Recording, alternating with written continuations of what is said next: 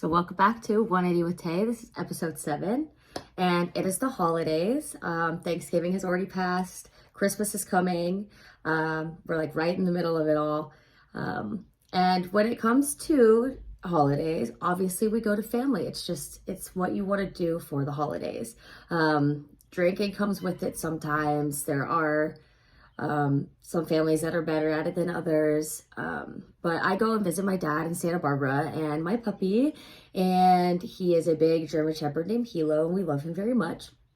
And what we do when we go out there is we go to different restaurants and we bar hop, and with our meals that we get, we always get a drink or two, and it's just kind of what we enjoy doing. So that's what we do when we go out there.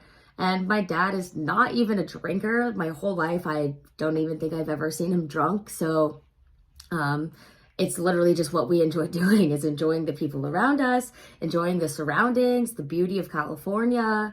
And so he knows what I'm doing here. It's a podcast about self-improvement and drinking less. And I was asking him, what would we do when I come out to visit? And we aren't going out to eat into all these different restaurants and all these different breweries. And there's a little German town called Solvang, and my favorite beer is a German beer that is sold at basically every little bar there. And it's one of my favorite things to do when I'm out there. So I'm going to be missing out on things that I thoroughly enjoy if I completely stop drinking. So anyways, my dad knows what I'm doing here. It's a podcast for self-improvement. It's a podcast for helping other people, and mostly myself, maybe try to not be a modern day alcoholic and just try to take it day by day. And he was like, well, don't you have to practice what you preach? And I was like, well, I'm not preaching complete sobriety, and I'm not even sure I know that complete sobriety is even necessary. So he knows what we're doing. I know that if we go out there, all that I'm going to want to do is go to these different bars and party with my dad and hang out, and that's going to be something we're not going to be able to do. So when I brought it up to him, we're actually going to have to plan, different things for the days that I'm there that aren't just, going down to the Santa Monica Pier and getting a Bloody Mary or whatever with lunch. So that'll be a whole nother task, and that will be a stone to step when the path appears. So like I said, I am not sure if complete sobriety is completely necessary. I know that when it comes to AA, it is something that is thoroughly pushed because they talk about how alcohol rules you. It has destroyed you. It has control over you. And I just don't feel that way. I don't know if those are situations where maybe life has been completely destroyed and you're hitting rock bottom and alcohol just has to go because you've ruined everything. But I don't feel that way. So that's what I'm here trying to understand, trying to figure out, trying to study what I'm doing and the decisions that I'm making, and sometimes other people's, but not really other people's, because who am I to judge? And everyone should know that. You can't judge other people's journeys because everybody's different. So that's already obvious. And if you do, that should be the first thing you start working on is, thinking about yourself and, maybe stop pointing fingers and, think about you and the decisions that you're making. So let's continue on about the complete sobriety thing. Never drinking again doesn't even really sound that fun. It sounds like I wouldn't be able to enjoy beers if I go back to Germany, or I wouldn't be able to have a mimosa for brunch, when we're having a celebration for someone, anything, or a margarita on the beach if I'm on vacation. So those all sound like things that I would really miss. And it's not because alcohol has control of me, it's just things that I enjoy doing, and they aren't the only things that I enjoy doing, but nonetheless I enjoy them. So that just doesn't really sound fun. And I mean, is it plausible? Because no one's perfect. And do we really need to shoot for perfection? Like, is that really what we're on earth to do, is to be perfect? I really don't think so. Like, why make a promise? I am wrapped up in my cords. And why make a promise that we might break to ourselves? Already breaking a promise to somebody else is hard enough. Saying you're going to do something and not doing it, or saying you promise to do something for someone and you just totally bail out on them and it is because of alcohol, that's even worse. But don't make promises you can't keep. And when you're making them to yourself, they should be the most important. At least that's what I'm trying to understand is, so sobriety, it doesn't need to rule us. Does it need to be our personality trait? It just doesn't sound plausible to me. And I don't let alcohol rule me, and it doesn't. So why should sobriety? I don't know. Does it have to be, yes, I am sober and I do not drink ever and I'm never going to again, or no, I drink all the time and I am an alcoholic and I go out every single weekend and every single, like, is it just this? I know there's totally an in-between. There's casual drinking, social drinking. So it all always comes back to the control side of things. And that's the biggest task here, isn't it? So one thing I do want to mention, because it is December and January is coming, and January is when everything kind of is going to go full throttle, because it's going to be dry January. And dry January is something we did last year and we gave up a little early. Like I said, no one's perfect, so give us a break, but we're going to be doing it again this year. And since we already have practice doing it from last year, I think it's going to be really, really good. I think we're going to make it all the way to February, and maybe not just to the 27th of January. There's birthdays in January with our friends, so I know that always kind of plays in, and we like to use it as an excuse to give up right when we're at the end mark. So I'm gonna really try to push past that and just make it the whole month. Who knows? What if I can do it? What if I love it?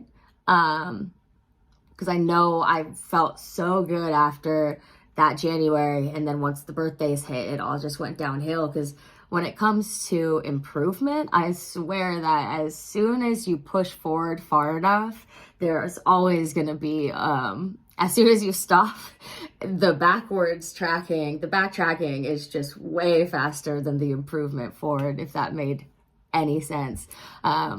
Working out for 3 weeks and not working out for one completely eliminates those 3 weeks that you did. So life is hard, isn't it? In coming episodes, I will talk about the progress that was made during dry January and during, and how I feel and improvements that I'm seeing and tips that are helping me get through and all of that. I'll definitely include everything. I do know that being sober, I accomplished so much more, and I have all these huge goals for myself that they're a lot easier to get done when I'm not hungover or when I'm not drunk, because when I'm drunk, I just want to fuck off and just not do anything important. And if I do something important, it's not getting done, right? Even no matter how confident I think I am. So getting everything done that I have on my list, and that we all should have goals and something to work forward to. Being sober is definitely going to make getting those goals and accomplishing those things done a lot easier. So I am looking forward to that. Let's say you drink on a Saturday and then your Sunday sucks. You don't do anything on Sunday, when you could have used that entire day that you weren't working to do something different, to do something better, to better yourself. And then even Monday is hard, and Mondays are like the busiest for everybody at work, when maybe if you didn't go so hard on Saturday, You could have had all day Sunday to do things, and Monday would have been super productive for you at work. These are the choices that we're making. So as I get older, I see how much more important those decisions are. So that will be nice. Anyways, so I do want to, so dry January, that's going to be a huge step in the right direction. And I encourage everybody to try and take time to focus on their sobriety so that when they get back to drinking again, you kind of see, you know, how much it's going to help you be the best you, being sober. And trying to practice what I preach, because in January, that is going to be a mission that I take. Like I said, you know, no one's perfect. And this weekend, I have a friend's, you know, Christmas party. It's an annual girls' Christmas party. We have it every year. And I am going to be drinking. So in a safe environment. And don't want to take it out of control so that I lose my Sunday and my Monday. So I'm going to try to practice what I preach in that scenario tonight. All right. So the last few episodes, I didn't have a tips, tricks, and what the fuck is this, but this time I do. And this is tips and tricks and what the fuck is this number 4. None of us know what we're doing, so I am just kind of coming up with them as I go. But they've been helping me, so why wouldn't they help somebody else? So this one's really important because this whole episode has been about how no one's perfect. No one can, if you want to try to be perfect, that's all you, but you're gonna get hate along the way, and that's just what life is these days. So tips, tricks, and what the fuck is this is number 4 is stop talking bad about yourself or out loud to others. Like, just be nicer to yourself. Don't get so down on yourself. You are your only person that can get you out of your own mind. Anxiety, stress, sadness, loneliness. These are all things that we can try to control and not wallow in so that we are not losing our time as a positive person. Being a positive being brings positive things. And not to sound like a total hippie, even though I am, you have to be kind to yourself. And life is hard. I understand that. And if drinking is a huge part of relief, you might as well just try to be nice to yourself too. You might as well be nice to yourself in a sober mind. Because if you're going to get drunk, you need to be nice to yourself then too.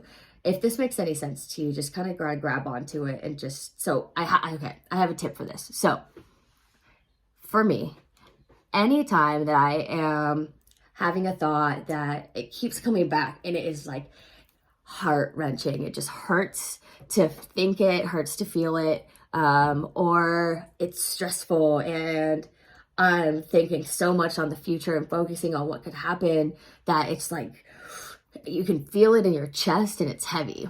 So my trick for this is anytime I hear myself getting down on myself about literally anything, I figure out like the opposite of that. It has to be true. You can't just like make stuff up and just like try to pretend. I mean, you totally can. What am I saying? But the point of this is to try to help yourself. So you're having these thoughts, this negative thought, try to think of the opposite. I'll give you an example. So maybe you're having this thought where you're not where you want to be in life and you're working really hard. You have to replace it. So I'm not where I want to be in life. You have to replace it with I'm working hard towards my goals and my bright future. So in these words, you're saying that you know you're doing something to better yourself and you know you always got to take action. But saying those things, it reminds yourself, instead of getting down on yourself about where you're not where you want to be, you have to focus on the fact that you're working towards where you're trying to go. Okay? So that's great. Another example, I don't have all the things I want. Okay? Well, you have to kind of think about the things that you do have. I am abundant and good things constantly come to me. So you have to realize that you have a lot. You have somewhere to sleep. You have a way to listen to this. You have a way to, Get yourself places. You have friends, you have people you can talk to. And if you don't, maybe work on, communicating with people in a different way.